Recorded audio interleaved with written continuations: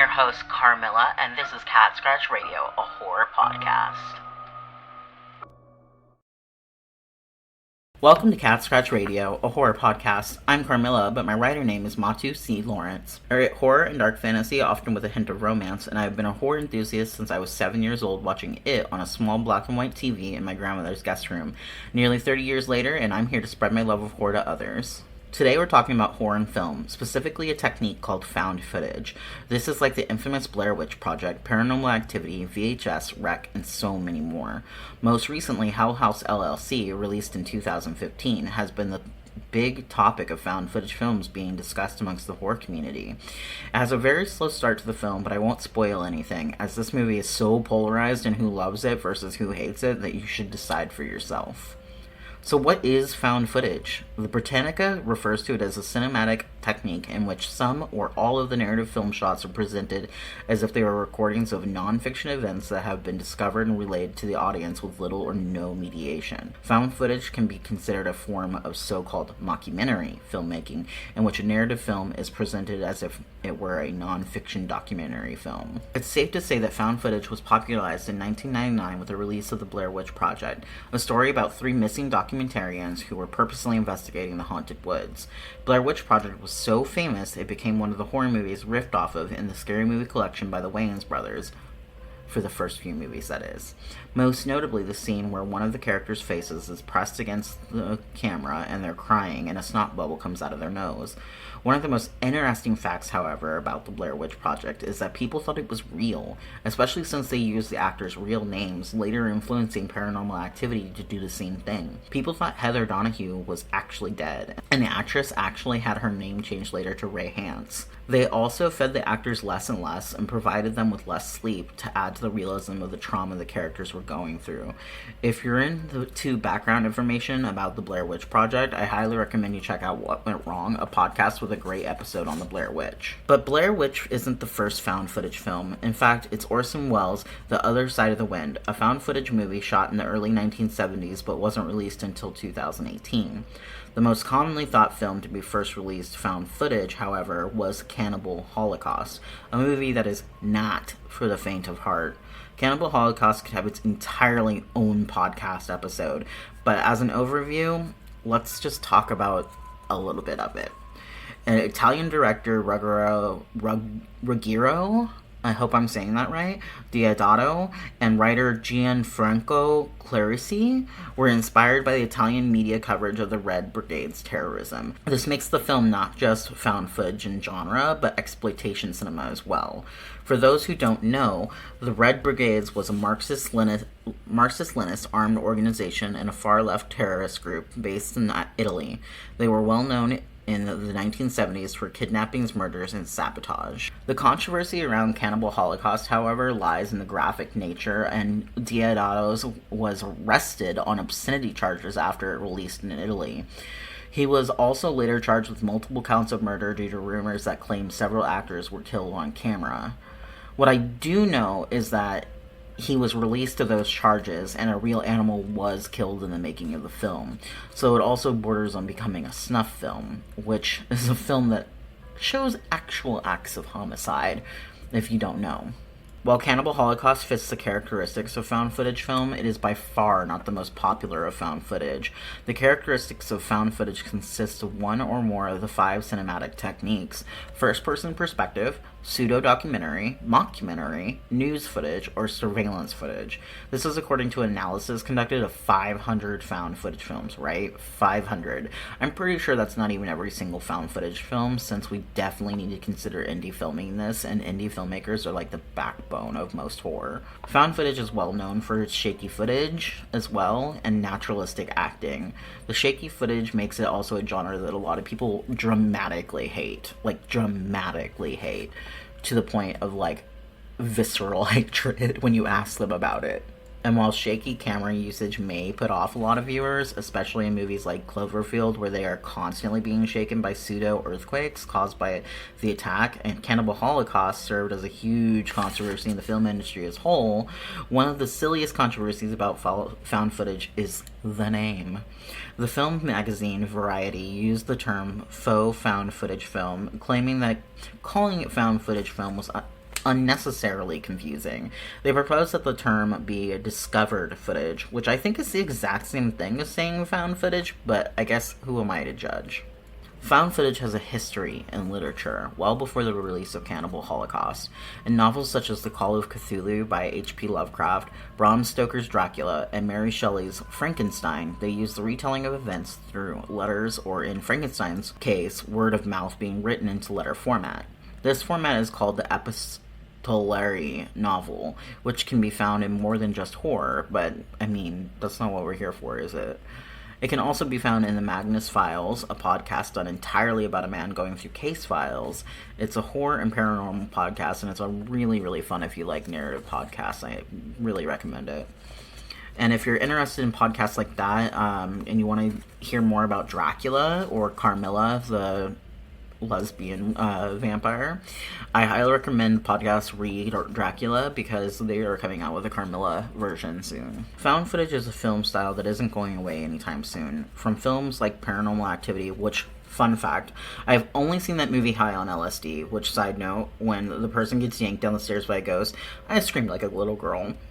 All the way to As Above, So Below, a found footage film about the catacombs in France. But the genre itself is growing and changing as we grow and change with technology. We now have movies like Unfriended, Dark Web, and Searching, which use the same first-person point of view, giving all-access view of their computer screen. So with the age of streaming and the dying age of VHS tapes and DVDs, we can expect to see a continued and maybe even rapid change to the found footage genre. Will we have another insurgence like we did after the first Paranormal Activity in 2009? What do you think? I think Paranormal Activity had a great success in the box office, kicking Saw out of the top for horror films for several years running, but I also don't think that the Paranormal Activity films are all that good. However, it was pretty amazing to watch while under the influence of a hallucinogen. I will say that. Not that I'm recommending that you do that, just saying I had a wild time in my late teens, that is all I'm saying. But the biggest complaint about found footage isn't the ghosts or witches in the background, but according to Screen Rant, the biggest complaint in found footage is why the fuck do people keep filming while all this horrible shit is happening? Now listen, I think it's suspension of disbelief for the most part, but maybe it's a concept that the one filming wants someone to know what happened to them. The Ghostfacers episode in Season 3, Episode 13 of Supernatural gets into this when the girl talks about how filming is how she copes with reality because of past trauma, so that's why she continues to film even while all the horrible things are happening. Also, several films showcase a horrible moment happening and the camera being dropped and picked up by someone. Also, we all know that horror movie people don't make the best choices, and that's what we love about them. However, if you're someone out there complaining about people continuing to film during horrible moments, check out the VHS series. They're quick short films in an anthology collection, and the series is by far one of my favorites in the found footage genres. You get way more stories for the price of one. If you're interested in the newest VHS 85, it's available to watch on Shudder. Hashtag not sponsored, but I would love to be. There are 6 in the entire series, and they're all very much worth the watch. I wonder, though, if the change in technology will kill the genre, or if the sheer love of making it by film directors and watching it by the horror community will keep it alive. The sheer point that digital filming has taken the grain away from films has made it a major impact on the film of movies. This makes a huge difference between the first few seasons of Supernatural to the later seasons. And of course, filmmakers can edit a grain over it, but is it really the same? I suppose we'll find out whether or not found footage is killed off when Paranormal Activity 8 comes out. Though it was said to come out in 2023, maybe we'll see it in 2024, as the year is almost over. The truth of the matter is, found footage films are cheaper to make and have quite the following, so personally, I don't think it's going anywhere anytime soon. That being said, my top 5 found footage films that I love are As Above, So Below. It takes a lot for a movie to fuck with my head, but this one really did, and it did an excellent job of it.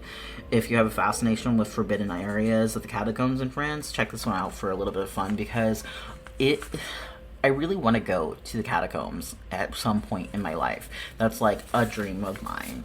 So I think it would be really awesome to see some of the places where they filmed some of this movie, but also I understand if I'm not allowed in those areas because they're restricted. But I would love to see them.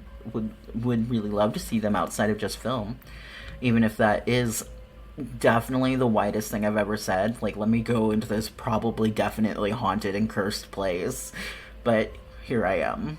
My number two is a Spanish film called Wreck that was remade in the US as Quarantine. Not as good as Wreck, but because Wreck is way better, and I love a good movie that doesn't showcase the real evil until later in the film. So if that's something you love too, I really recommend Wreck and Wreck 2. I believe that there's a sequel. I'm not crazy. I mean, I am crazy, but not that crazy. And then, of course, the VHS series. Like I said, there's 6 of them. If you never given found footage a shot, this series is a great opening to the genre. And honestly, I fucking love it. I love the short tidbits, and I love kind of getting into a bunch of different stories at once. And the new ones are like VHS 99 and then VHS 85, and they're set in different time periods, which I think is really awesome. And it's giving something new to the anthology, and I think that it's something that a lot of people who like found footage or are new to found footage but love horror would really enjoy.